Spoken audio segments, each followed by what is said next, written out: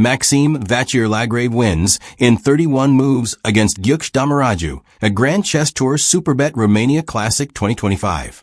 In this game, Maxime Vachier Lagrave, playing white, began with e4, and Gukesh responded with e5, the start of an open game.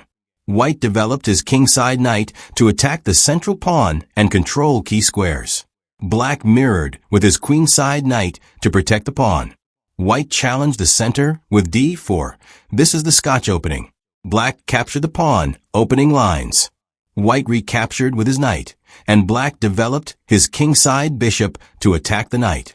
White retreated his knight to b3, counter-attacking the bishop. Black moved his bishop to b6, maintaining diagonal pressure. White developed his queenside knight. Black brought out his queen, threatening checkmate on white's f2 pawn and preparing for potential attacks. White moved his queen to e2, defending the f2 pawn and clearing d1 for the rook. Black developed his kingside knight to e7, preparing to castle and support the f5 square. White developed his queenside bishop, aiming to control more space and potentially offer an exchange. Black castled kingside, securing his king. White castled queenside, creating an asymmetry in king placement, often leading to sharp, attacking play. Black played d6, solidifying his center and preparing to develop his queenside bishop. White moved his queen to d2, potentially preparing for a kingside assault or piece transfer. Black developed his queenside bishop to e6, pressuring white's d5 square and controlling diagonals. White played bishop e5, attacking black's knight on c6. Black responded with queen g6, maintaining pressure on white's kingside and signaling aggressive intentions.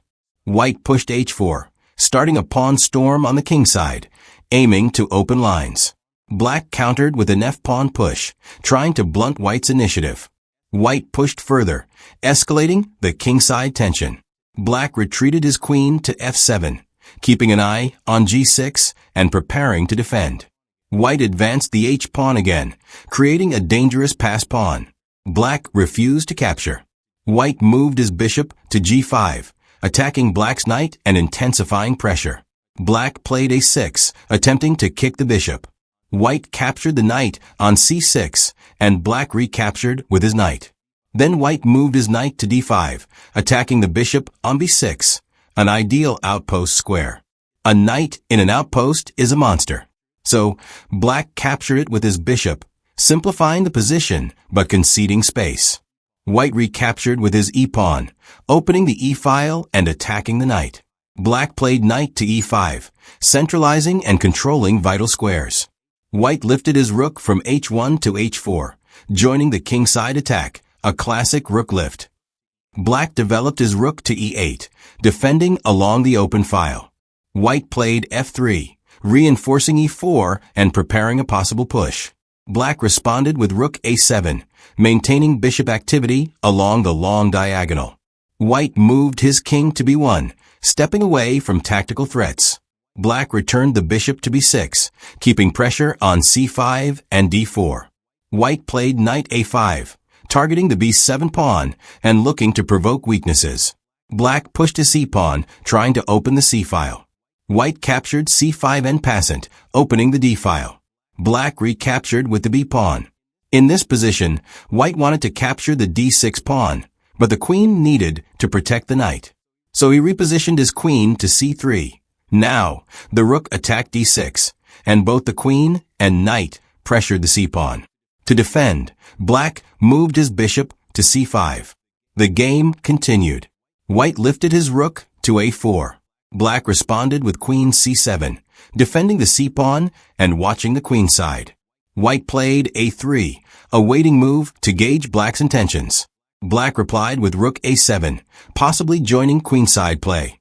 White moved his bishop to f4, attacking black's knight and controlling diagonals. Black shifted his queen to b6, adding pressure to b3. White retreated his knight to b3, defending the weakness. Black pushed his a-pawn, aiming to create holes on the queen side. But white captured black's bishop on c5 with his knight. Black recaptured with the queen. Then white captured black's queen with his own, and black recaptured with the d-pawn, leaving him with an isolated pawn on the c-file. Now, black had a terrible pawn structure. On the next move, white played rook d1 to e1, attacking the knight. Black resigned after that move. Despite equal material on the board, the difference in pawn structure and piece activity made all the difference. Here is what could happen if this game continued.